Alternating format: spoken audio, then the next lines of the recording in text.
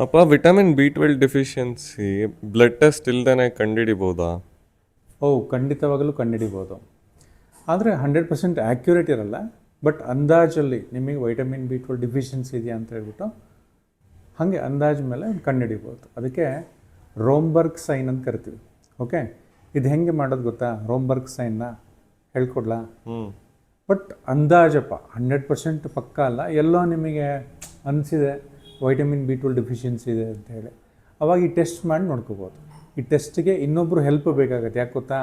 ಆ ಟೆಸ್ಟ್ ಮಾಡಬೇಕಾದ್ರೆ ಜೋಲಿ ಹೋಗುವಂಥ ಪಾಸಿಬಿಲಿಟಿ ಇರುತ್ತೆ. ಆದ್ದರಿಂದ ಸಪೋರ್ಟಿಗೆ ಹಿಂದ್ಗಡೆ ಒಬ್ಬರು ನೆಲೆಸ್ಕೊಂಡಿರ್ರಿ. ಈಗ ನಾನು ಹೇಳ್ಕೊಡ್ತೀನಿ ಹೆಂಗೆ ಮಾಡೋದು ಅಂತ ಹೇಳ್ಬಿಟ್ಟು. ತೋರಿಸ್ಲಾ ಡೆಮೋ? Okay, C. ಹಾಂ, ಎರಡು ಕಾಲನ್ನ ಜೋಡಿಸ್ಬೇಕು ಹಿಂಗೆ ಹತ್ತಿರ. ಓಕೆ, ರೈಟ್, ಸ್ಟ್ರೈಟಾಗಿ ನಿಂತ್ಕೊಳ್ಳಿ. ಕನ್ನಡಕ್ಕೆ ತೆಗೆದುಬಿಡ್ತೀನಿ. ಓಕೆ,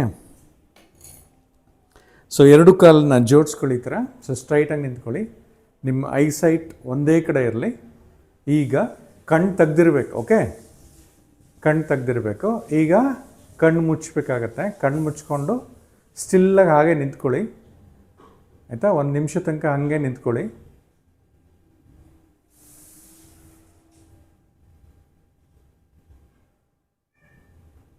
ಸೊ ಏನು ಸ್ವೇಯಿಂಗ್ ಆಗಬಾರ್ದು ಇಲ್ಲಿ, ಅಂದರೆ ಜೋಲಿ ಹೋಗಬಾರ್ದು, ಹಿಂದ್ಗಡೆ ವಾಲ್ಬಾರ್ದು. ಆವಾಗ ನಿಮಗೆ ವೈಟಮಿನ್ B12 ಚೆನ್ನಾಗಿದೆ ಅಂಥೇಳಿ. ನೀವು ಜೋಲಿ ಹೋಗ್ತಿದ್ದೀರಾ, ಇಂಬ್ಯಾಲೆನ್ಸ್ ಆಗ್ತಿದೆ ನಿಮ್ಮ ಬಾಡಿ, ಅಂದರೆ ನಿಮಗೆ ವೈಟಮಿನ್ B12 ಡಿಫಿಷಿಯನ್ಸಿ ಇದೆ ಅಂಥೇಳಿ, ಆಯಿತಾ? ಸಣ್ಣಕ್ಕೆ ಮೈಲ್ಡಾಗಿ ನಿಮಗೆ ಜೋಲಿ ಹೋಗುತ್ತೆ, ಬಟ್ ಅದು ಕನ್ಸಿಡರ್ ಮಾಡಬಾರ್ದು. ತುಂಬ ಹಿಂಗೆ ವಾಲ್ತಾರೆ, ಹಿಂಗೆ ಜೋಲಿ ಹೋಗ್ತಾರೆ, ಬೀಳಂಗೆ ಆಗ್ತಾರೆ. That is usually vitamin B12 deficiency sign. ಅದು ರೋಮ್ಬರ್ಗ್ ಸೈನ್. ಆದರೆ 100% ಪಕ್ಕ ಅಲ್ಲ. ಸೊ ನನಗೆ ಮೈಲ್ಡಾಗಿ ಜೋಲಿ ಹೋಗ್ತದೆ, ಬಟ್ ತೀರಾ ಏನಿಲ್ಲ. ಓಕೆ, ಇದರಲ್ಲಿ ನಾನು ಅಂದಾಜು ಮಾಡ್ಕೊತೀನಿ ನನಗೆ ವೈಟಮಿನ್ B12 ಡಿಫಿಷಿಯನ್ಸಿ ಇದೆಯಿಲ್ಲ ಅಂತ ಹೇಳ್ಬಿಟ್ಟು. ಬೇಕು ಅನ್ನೋದಾದರೆ ನೀವು ಬ್ಲಡ್ ಟೆಸ್ಟ್ನ ಮಾಡಿಸ್ಕೋಬೋದಾಗತ್ತೆ.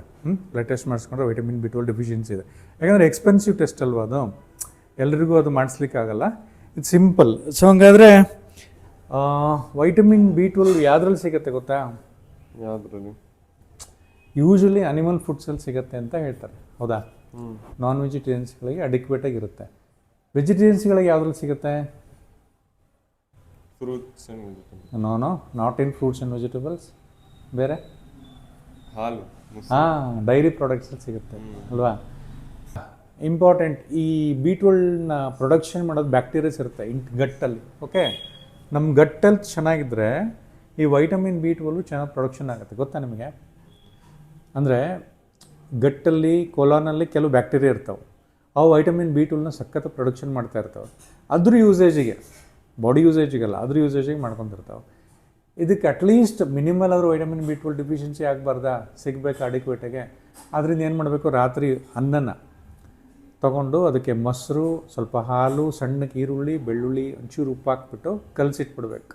ಬುತ್ತಿ ಥರ ಮಾಡಿ ಬೆಳಗಿನ ಟೈಮು ತಿಂಡಿ ಟೈಮಲ್ಲಿ 4ರಿಂದ 5 ಚಮಚ ತೊಗೊಂಡ್ರೂ ಕೂಡ ಸೊ ನಿಮಗೆ ವೈಟಮಿನ್ B12 ಪ್ರೊಡ್ಯೂಸಿಂಗ್ ಬ್ಯಾಕ್ಟೀರಿಯಾ ಇರ್ತಾವಲ್ಲ, ಅವು ಗಟ್ಟಲ್ಲಿ ಎನ್ಹಾನ್ಸ್ ಆಗಿಬಿಟ್ಟು B12 ಪ್ರೊಡಕ್ಷನ್ ಆಗುತ್ತೆ ಅಂತ. ರೈಟ್?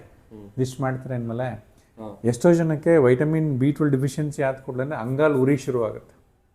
ಎಲ್ಲೋ ಕಿರಿಕಿರಿ, ಮೈಂಡ್ ಡಿಸ್ಟರ್ಬೆನ್ಸು, ಚುಚ್ಚದಂಗೆ ಆಗುವಂಥದ್ದು ಇದೆಲ್ಲ ಇರ್ತವೆ. ಸೊ ಈ ಥರದ್ದು ಸೈನ್ಸ್ಗಳು ಕಂಡು ಬಂದಾಗ ಇದು ವೈಟಮಿನ್ B12 ಡಿಫಿಷಿಯನ್ಸಿ ಅಂತ ಹೇಳಿ. ಇದಲ್ಲದೆ ಬೇರೆ ಬೇರೆ ಸಮಸ್ಯೆಗಳಲ್ಲಿ ಕೂಡ ಈ ಥರದ್ದು ಪ್ರಿಕ್ಕಿಂಗ್ ಸೆನ್ಸೇಷನ್ನು, ಅಂಗಾಲು ಉರಿಯೆಲ್ಲ ಸ್ಟಾರ್ಟ್ ಆಗುತ್ತೆ. ಇದು ಒಂದೇ ಅಲ್ಲ, ತುಂಬ ಜನ ಈ ಡಯಾಬಿಟಿಸ್ಗಳು ಮೆಟ್ಫಾರ್ಮಿನ್ ತೊಗೊತಿರ್ತಾರೆ, ಅವರಿಗೂ ಕೂಡ ಲಾಂಗ್ ಟರ್ಮ್ ಮೆಟ್ಫಾರ್ಮಿನ್ ಯೂಸೇಜಲ್ಲಿ ಕೂಡ ವೈಟಮಿನ್ B12 ಡಿಫಿಷಿಯನ್ಸಿ ಆಗುತ್ತೆ. ರೈಟ್?